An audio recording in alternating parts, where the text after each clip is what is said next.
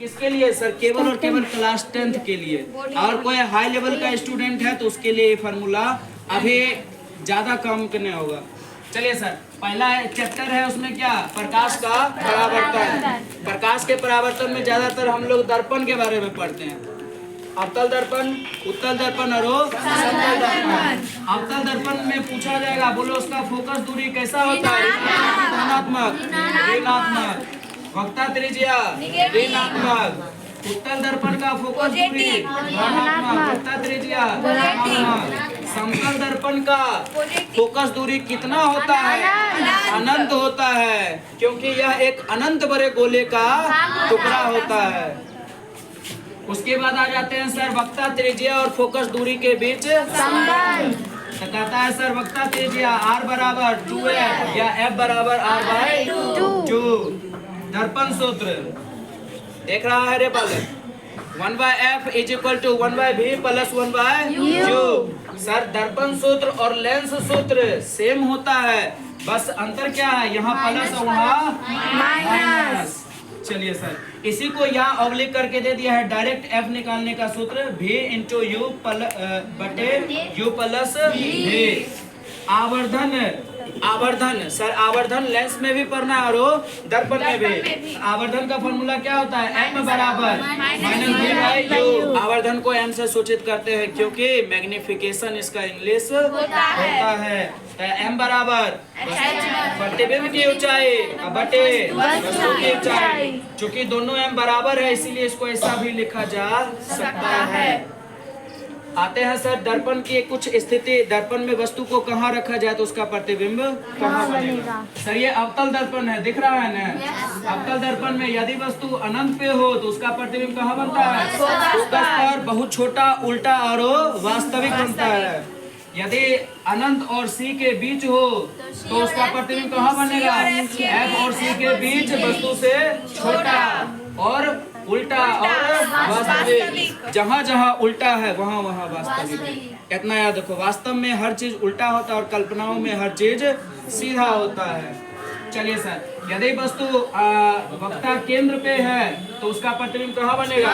वक्ता केंद्र पर। एक क्वेश्चन है लोको पायलट 2-3 दिन पहले ही पूछा गया है। चलिए आगे आते हैं।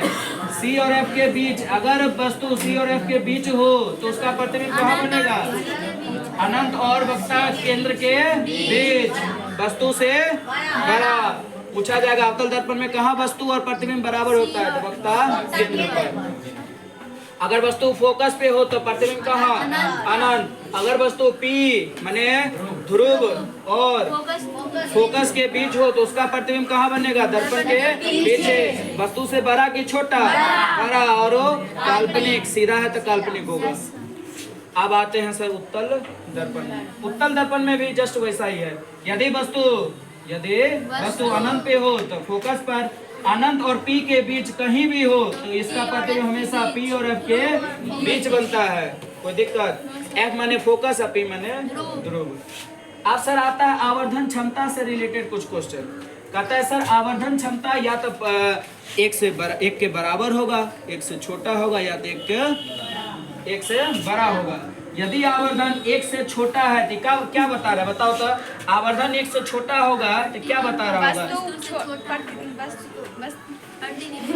यदि प्रतिबिंब का आकार छोटा हो जाए और वस्तु का आकार बड़ा तो 1 से छोटे न मानेगा। यहाँ इस फॉर्मूला से इसको समझ सकता है। तो सीधे समझो 1 से छोटा है तो वस्तु से छोटा प्रतिबिंब बनेगा। अगर आवर्धन 1 के बराबर है तो वस्तु के बराबर प्रतिबिंब बनेगा। अगर आवर्धन 1 से बड़ा है तो प्रतिबिंब का आकार वस्तु से बड़ा बनेगा। अब आते हैं सर आवर्धन या तो प्लस होता है या तो माइनस। अगर आवर्धन का मान प्लस में है माने कि प्रतिबिंब क्या बना है? उल्टा बना है। उल्टा बना है तो क्या बना है? प्लस में है तो सीधा। प्लस में है तो सीधा बना है और काल्पनिक। माइनस में है तो उल्टा बना है और वास्तविक। बहुत अच्छा। यह है चिन्ह परिपाटी। चिन्ह परिपाटी में कह रहा है ध्रुव के इधर बाईं ओर मापी गई दूरी ऋणात्मक, दाईं ओर धनात्मक, ऊपर की ओर मापी गई धनात्मक और नीचे की ओर मापी गई दूरी ऋणात्मक। एक कुछ चिन्ह का नोटेशन है, अपन किसको क्या कहते हैं? आते हैं दूसरे चैप्टर पर। लेंस, लेंस दो प्रकार का होता है, उत्तल लेंस और वो अवतल लेंस। उत्तल लेंस का बारे में अगर कुछ नहीं पता हो, सीधे समझो उत्तल लेंस और अवतल दर्पण एक ही जैसा बिहेव होता है, ठीक। और अवतल लेंस उत्तल दर्पण लगभग एक ही जैसा है।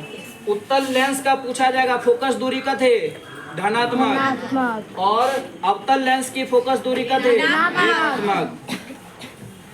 लेंस सूत्र 1/f बराबर 1/v माइनस 1/u। यहाँ माइनस है वहाँ प्लस, याद रखना है।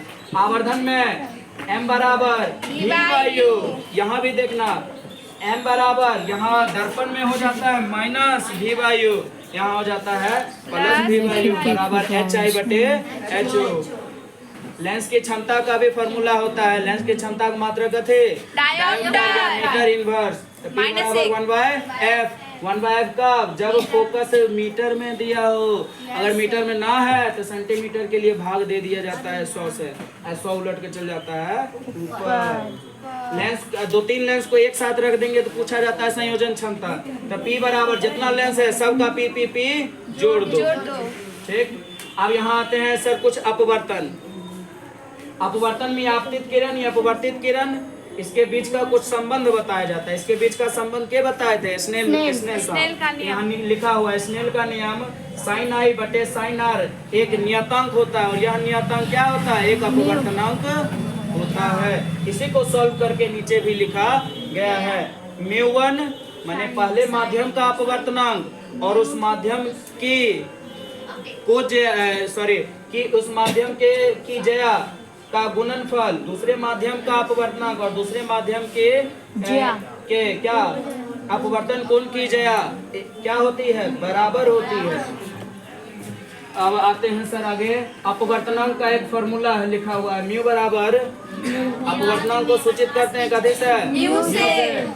निर्वात में प्रकाश की चाल बटे माध्यम में प्रकाश की चाल, तो म्यू बराबर c/v, जहाँ से C क्या है? 10⁻⁸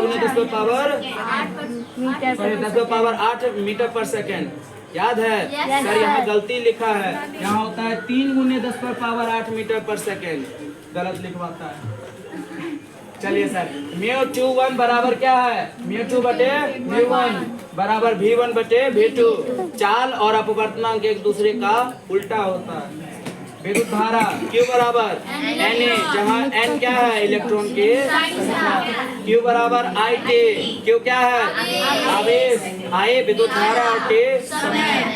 ओम के नियम से V बराबर IR, V क्या है? विभव, I धारा और R प्रतिरोध।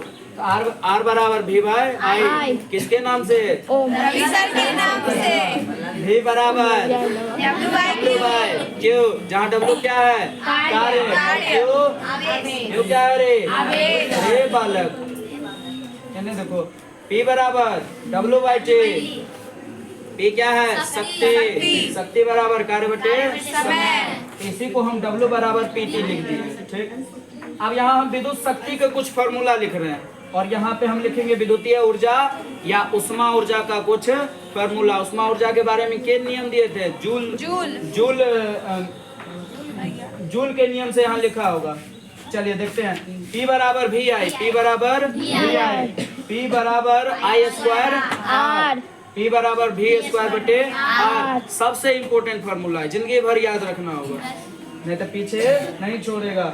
इसके बाद है विद्युतीय ऊर्जा। विद्युतीय ऊर्जा H बराबर PT। सर H बराबर PT कहाँ से है? देखो W बराबर PT है, और W कार्य, H उष्मीय ऊर्जा, कार्य और ऊर्जा सेम होता है, इसलिए इसीलिए यहाँ पे क्या लिखा गया है? H बराबर PT लिखा है। H बराबर VIT। सर कैसे? P के जगह VI लिखे हैं, P के जगह VI और T पहले से है। उसी प्रकार से यहाँ H बराबर I² RT, बस P के जगह जो इधर है भरते चल जाना है। H के जगह V²/R इंटू में T, यहाँ तक।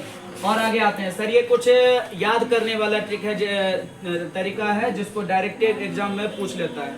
क्या सर? 1 यूनिट बराबर कितना होता है? 3.6 × 10⁻6 जूल। क्या? और बाद 1 हॉर्स पावर एक इलेक्ट्रॉन में कितने कूलम होते हैं? -1.6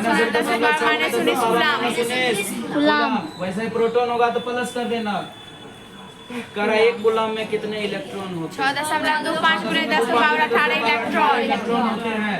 खपत ऊर्जा का फॉर्मूला लिखा है, जे दे लो क्वेश्चन सबको गुना करके 1000 से भाग, समय गुने कुल शक्ति गुने दिनों की संख्या बटे 1000, और रुपया निकालना हो तो खर्चा से गुना कर देना। कूलम के नियम से कुछ लिखा है, इसको तुमको 10th में अभी नहीं पढ़ना है। इसके आगे चुंबकीय बल का भी कुछ फार्मूला लिखा है, BIL sin थीटा। बस इतना याद रखो, चुंबकीय क्षेत्र और चालक के बीच अगर 90 डिग्री है तो लगने वाला बल अधिकतम होता है, और अगर चुंबकीय क्षेत्र और चालक के बीच 0 डिग्री या 180 डिग्री कोण हो तो लगने वाला बल न्यूनतम होता है या शून्य होता है। ठीक।